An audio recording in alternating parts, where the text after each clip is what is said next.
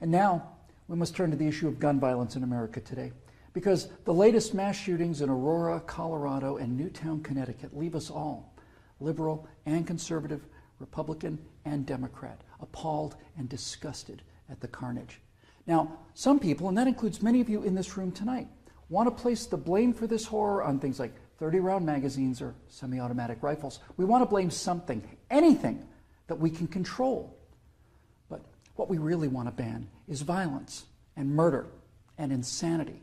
Now, we don't talk about that, though, because deep in our hearts, each of us knows that violence and murder and insanity are built into the human condition and likely always will be.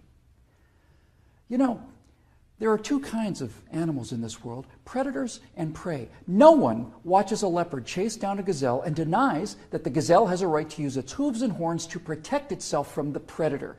But there are people in this room tonight and all across the country who would deny that same right to self-defense to other human beings. Such people seem to think that the way to stop the leopard is to cut the horns off of the gazelle, that by somehow making it easier for the predator will simply go away. My friends, this is insane. When you make it easier for the predator, you get more predators. So let's start with the so-called assault weapons, more properly known as semi-automatic rifles. In 2011, the total firearm murders came to 8,583, according to the FBI. Now, during that time, the total murders committed by rifles, all rifles, not just semi-automatic rifles, were 323. That's 3% of all murders. Hammers and clubs kill half again as many people as rifles. Hands and feet murder twice as many. And knives kill 5 times more Americans than all rifles combined. Preventable medical errors kill about 98,000 people per year. Medical malpractice kills more than 12 times as many people as are murdered in the U.S. each year. That's more than 300 times the number killed by all rifles, not just the so-called assault rifles. And yet, no one talks about limits on hammers or knives or doctors or hospitals. No one does that because the good we perceive from hammers and knives and doctors far outweigh their perceived harm. And yet, studies show that firearms prevent anywhere from 800,000 to over 2 million violent crimes every year. The lowest estimate means that 100 times more violent crimes were prevented with firearms than the total murders committed with firearms. That's 100 times as many. Now, in October of 2007, Amanda Collins was walking to her car after a night class at the University of Nevada at Reno. Amanda had a concealed carry permit for her 9mm Glock that she carried for self-defense.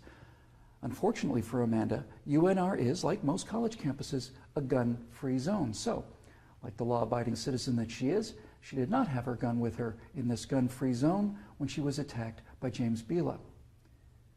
Bila raped her on the UNR campus less than 300 yards from the campus police office. He then walked away, and a few months later, this human predator went on to murder 19-year-old Breonna Dennison. Amanda Collins went on to say, quote, "I know, having been the first victim, that Breonna Dennison would still be alive had I been able to defend myself that night," unquote.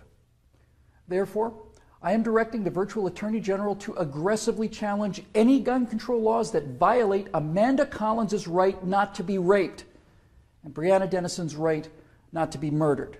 You're not forced to abandon your First Amendment right when you enter Chicago or New York, or your Fifth Amendment rights when you walk onto a college campus. As virtual president, I will veto on the spot, without hesitation, but with a great deal of pleasure, any and all attempts to destroy any of the Bill of Rights, of the Constitution of the United States of America.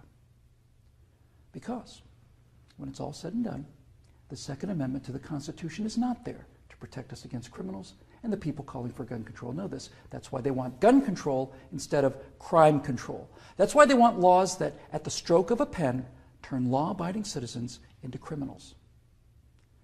The Second Amendment is there to protect the American people from tyranny. The Second Amendment is there to protect the American people from politicians. The Second Amendment is there to protect the American people from us.